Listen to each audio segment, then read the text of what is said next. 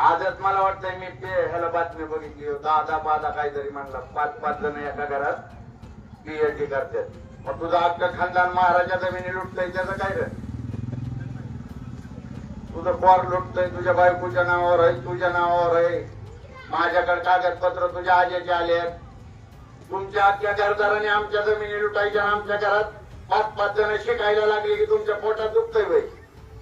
काय जमीन काटेवाडीची कोण तू पैसे देतोय?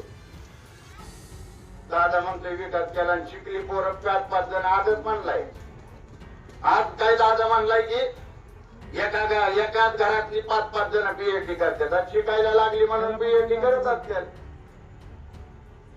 तुम्ही एकाच घरात सगळी पदं कशी काय देता? मग एका घरात पीएचडी नको, एका घरात सगळी पद्धती. पवार साहेबांची पोरगी खासदार, पवार साहेबांची सून खासदार, पवार साहेबाचा नातू आमदार, पवार साहेबाचा लेख उपमुख्यमंत्री आणि पवार साहेबची स्वतः खासदार आणि सगळीच्या सगळी महारवासनाच्या जमिनी लुटणारी. मांगांच्या बी लुटल्यात.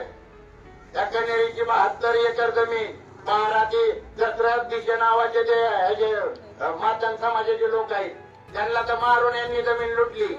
निवडणूक आहे म्हणून गप आहे. नाही तर महाराष्ट्रातली महार आणि मांगे या बारामतीत येणार आहेत.